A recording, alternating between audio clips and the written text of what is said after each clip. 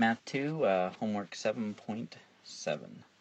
So, doing some more stuff with circles, just practicing those rules that we've learned about. So the first two, it says find the measure of the arc or central angle indicated. Okay, so remember, a central angle has the vertex at the center of the circle here, and then its ends or radii, and it forms that arc. And the connection between arcs and central angles is they're the same thing. So our angle equals 85 degrees.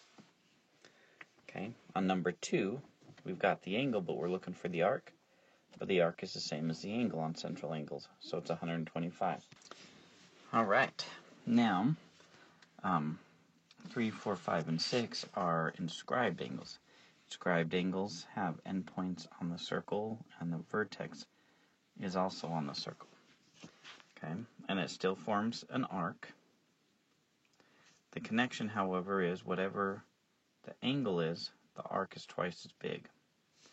Or whatever the arc is, the angle is half as big. Okay. Now, this is a diameter here, which tells us this arc is 180 degrees. So our angle here would be a 90-degree angle. Okay, number 4. We've got an arc of 200, so we cut that in half to get our angle. So our angle would be 100 degrees. Number 5, our arc is 66, so we cut that in half. And our angle is 33 degrees.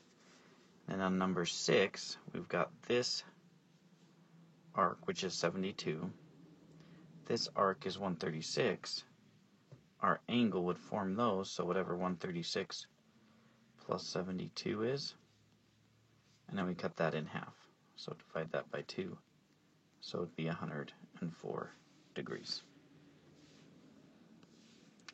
Alright, now we have some others where we have tangents. Remember, tangents touch the circle at one point. We have secants, where they touch the circle twice. And so we're looking at those connections between the arcs they form and the angle. Okay?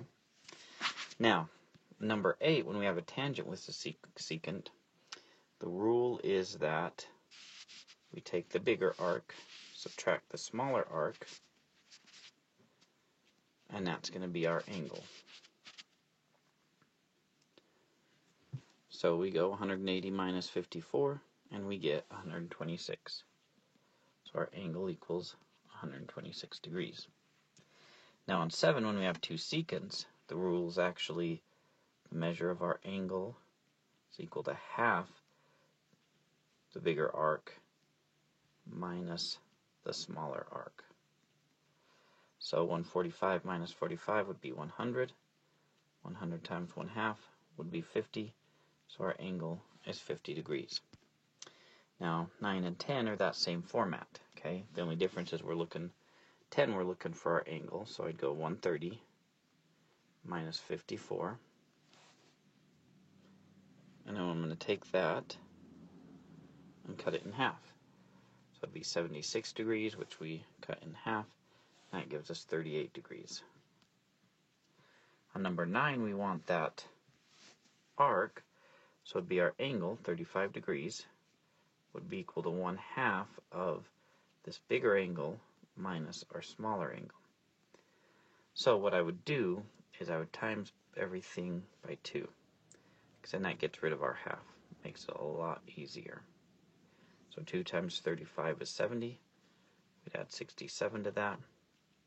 We'd get 137 is equal to our angle. Okay, now we're talking about arc length. Remember, we have a formula to help us with arc length. And we realized that we had a proportion that our arc degree over our full circle degree was equal to our arc length over our circumference, the length of the whole circle, 2 pi r. Okay, now we change that to our measure. We change this to 360, and usually we're looking for that one. And we have the radius. Okay, now we also can manipulate that proportion to make it an easier to use formula, where our arc length would be equal to the measure of our angle divided by 360 times 2 times pi times the radius. And that's the one that's easiest to use. So we'll go with that one, since all we're doing is just finding that arc length. So our arc length is going to be equal to, our measure is 270 over 360 times 2 times pi times a radius of 12. Okay, then I'm just going to use a calculator to pretty much calculate that all. Makes it a lot easier. So I'd go 270 divided by 360. Okay, it's actually 0.75. I'm going to times that by 2. 1.5 times that by 12. We get 18. Then we times it by pi. If your calculator doesn't have pi, just use 3.14 and you'll get close enough. So our arc length is going to be equal to about 56. And if we round to the nearest hundredth, 0.55, and that would be kilometers. Okay, then we do number 12. Set up the same thing. So our arc length is equal to 135 degrees over 360 times 2 times pi times our radius of 10. Okay. Now what I could do, if my calculator is hard to do it in the right order, I could take all these top numbers and multiply them together and then divide it by 360. So I could go 135 times 2 times 10 divided by 360 and then times that by pi. And I would get the same answer if I did it a different way, but it ends up being 23.56 yards. Okay, now 13, we do the same thing. Okay, just different numbers, 210 degrees over 360 degrees times 2 times pi times 15. So I get the same thing. Just type all those numbers into my calculator. And we get about 54.98 meters. Okay, 14, same idea, radius, angle, so arc length is 90 over 360 times 2 times pi times 8. And that'll be my last arc length.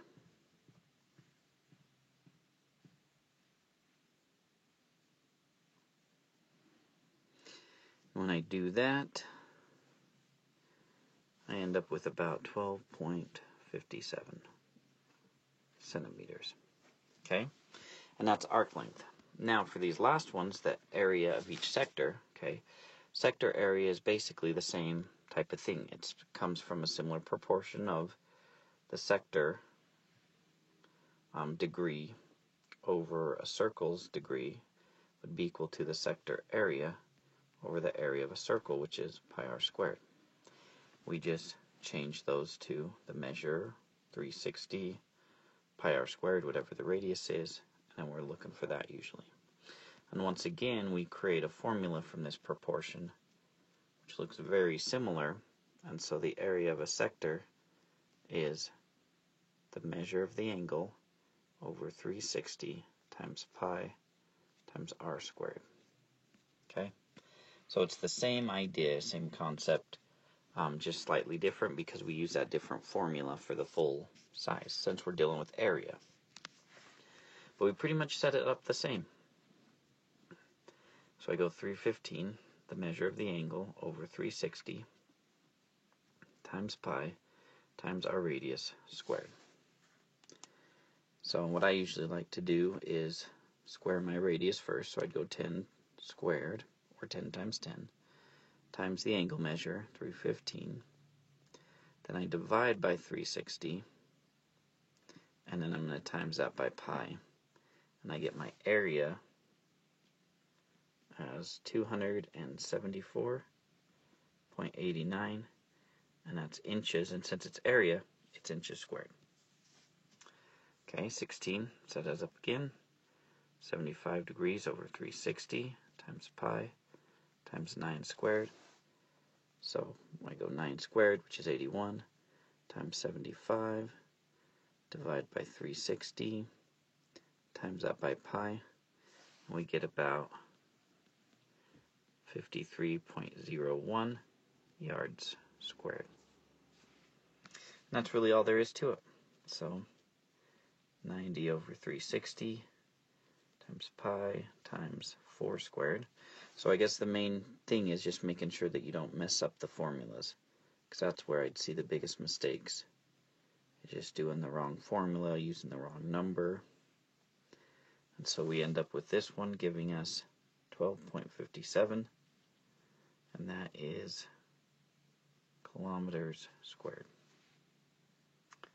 Finally, the last one here. Now, the homework I gave you guys has a whole nother worksheet, which I'll do on a separate video, because initially I was planning on doing them separately, but you'll just can watch both videos for it. So, we go, the angle measure is 210 divided by 360 equals pi, times pi times the radius of 10 squared. So 10 squared times the angle measure divided by 360 times pi gives us an area of this sector as 183.26 kilometers squared. That's 183.26. Alright, and there we go for this homework, guys. Hopefully you got it down pretty well and are able to figure out what this stuff you need to do.